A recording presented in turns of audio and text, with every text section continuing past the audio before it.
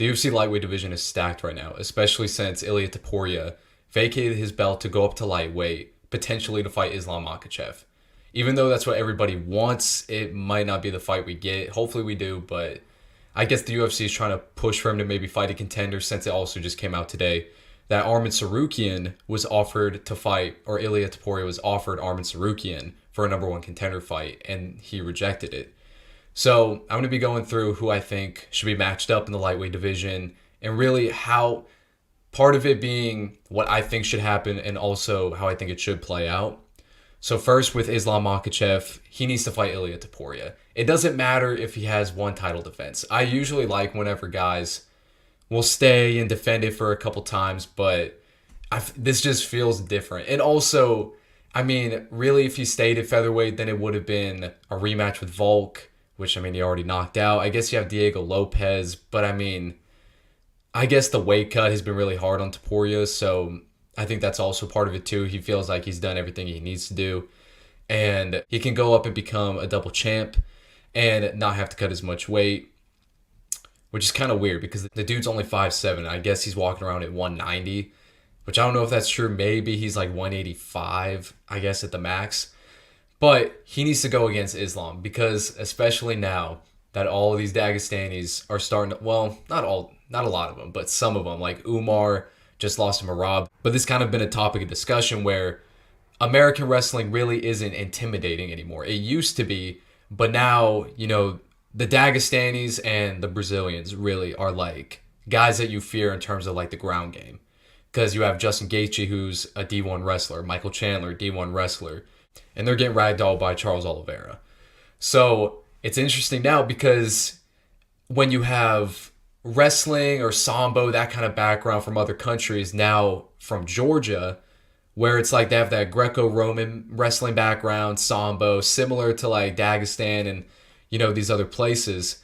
And Marab proved that the Georgian wrestling could potentially be the kryptonite to the Dagestanis. So it's like Ilya comes from the same background, and he came into the UFC as like a wrestler type deal. So that's what everyone wants to see, though.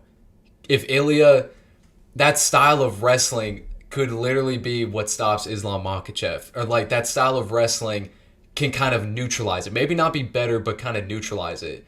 And we know Topuria has the striking advantage, and that if he lands on Islam clean, there's a good chance that he goes out. That's why it's so interesting. And I feel like it would be such a wasted opportunity if they didn't make this fight right now. Like, who cares about the one title defense? Islam saying, Javier Mendez is saying that Islam's a warrior and he'll fight anybody. Then they should take the Ilia Topuria fight. But I think it also perfectly sets up a number one contender fight between Charles Oliveira and Arman Tsarukyan, a rematch. Because the first fight was really close, split decision. Charles arguably won. So, and then also Oliveira was getting the next title fight against Islam in a rematch, when really, even though I love Charles, he probably didn't deserve it because he lost to Islam, beat Beneil Dariush, who then got slumped by Arman in round one by knockout also. Then he goes and fights Arman, loses even though it was super close. He lost. Then he goes against Chandler, who hasn't fought in 2 years, and he goes and ragdolls him like he pretty much should have. So it's kind of like, and then Arman really is the most deserving guy, but, when you pull out of a title fight, Dana, Hunter, the whole UFC brass, I mean, even if it's for a good reason, they hate when guys pull out and kind of make them, restart. So I think that's a perfect opportunity to have Charles and Arman run it back, see who really is better, who is the more deserving guy, and the winner fights Ilya, or the winner of Ilya and Islam. Then I think another great matchup for Dustin Poirier's retirement fight. I've been seeing a lot of stuff with, Max Holloway or some of these other guys, but even Topuria, which I pray to God that doesn't happen, because Topuria would probably sleep Dustin, only because he's getting older. I know he has the boxing, but, Ilya scares me. So I think Dustin Poirier, in his fight night main event in New Orleans, I think he should fight Beneil Dariush, because Beneil is not a guy where, if Beneil beat Dustin Poirier, it would be great for him, but then if Dustin Poirier, he would get to be back in the top 5, all that. But if Dustin Poirier beat him, it wouldn't really be wasting a contender. Like if he went and fought Max Holloway or, I don't know, Arman Sarukian, or if he fought another top contender and he beat him just for him to retire, like we know he's going to retire, you're kind of just wasting a contender. But you have Beneil, who's not really in title contention, but also this is kind of paying back for them kicking him off the UFC 311 card. So he gets a big fight with Dustin Poirier, opportunity to get back into the top 5, and then also Poirier, I mean, it's kind of a layup for him. It's his retirement fight. I mean, Beneil could beat him, but I mean, we know Dustin. I mean, he'd be the favorite. So I think that'd be a perfect fight. And I guess Beneil Dariush is considered like a legend, maybe, just because he's been in the UFC for so long. But for it being a retirement fight for Dustin Poirier, I think that's perfect. Then another matchup I was thinking for Max Holloway is getting the winner of Justin Gaethje and Dan Hooker. I kind of had trouble figuring out Max Holloway because I thought, really, I was thinking Dustin Poirier and Beneil, which really, I guess that there's a good chance that'll happen where you have Dustin and Max in a trilogy. I just don't think that's what should happen, but I kind of had trouble finding someone to fight Max. So I think maybe the winner of Gaethje and Hooker goes and fights Max Holloway, because Gaethje doesn't necessarily deserve a title shot since he just got slumped by Gaethje. I mean, jeez, he just got slumped by Max. And I mean, who wouldn't want to see a rematch between Gaethje and Holloway? And then winner of that goes and potentially gets a title shot. And for Dan Hooker, it's kind of hard too because, you know, he got subbed by Islam in the first round. Even though he'd be on a 4-fight win streak and he'd deserve it, I don't really see. I think it's going to be harder for him to get a title shot. So maybe him versus Max Holloway for a BMF title would be the perfect like scenario if he were to beat Justin Gaethje. So that's another fight that I think would be perfect.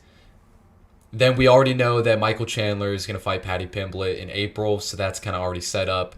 Then I think another matchup would be, but then I think another good matchup. Wait, who's number 6? Oh yeah. But another good matchup I think would be Mateusz Gamrot and Renato Moicano. Because before the Paddy versus Chandler fight was announced, I was thinking that, you know, they could do Paddy versus Gamrot. That's what I thought was going to happen. But then they announced Paddy versus Chandler, which is a lot bigger fight, which is good. So I think you do Gamrot versus Moicano. Because even though Moicano just lost to Islam, we know he took it on a day's notice. And I think he still deserves to fight somebody ahead of him. I don't think it should be treated like, you know, he lost, so he's got to give another guy a chance to get in the top 10 type deal. So, and then also Gamrot just lost to Hooker, so he should fight someone back.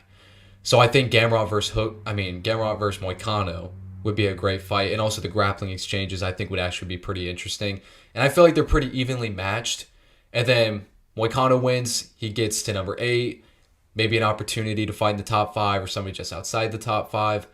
Same thing for Gamrot, because he had a really close fight with Dan Hooker that, I mean, you could argue that he won. I think Dan Hooker won, but you could argue Gamrot won. So it'll get him right back in there, and he can probably start fighting top contenders too if he wins that fight.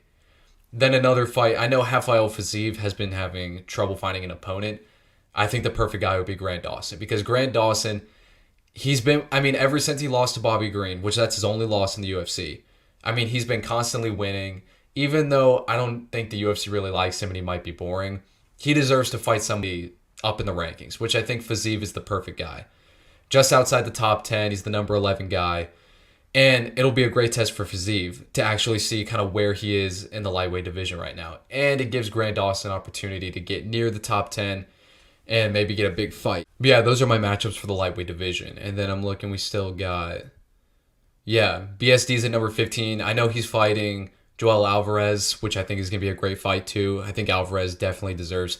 I think he was at number 15 for a little bit, but then kind of got bumped for Grant Dawson. So yeah, BSD versus Alvarez. And yeah, that pretty much sums up everybody in the lightweight division. So those are my matchups. I'm going to be making a few more videos of different divisions like middleweight, because I think there's a lot of great matchups. Featherweight, now that Max and Ilya are going to be up at 155. And this will probably be the one I do next, but I've really been wanting to do the next few pay-per-view events because I really think that I got a good grasp of what's going to be next and the different main events, stuff like that for UFC 316, 17, 18, 19, kind of all the way up until September. So hope you guys enjoyed the video. Leave a comment if you want me to change anything or a video idea. And I'll see you guys later.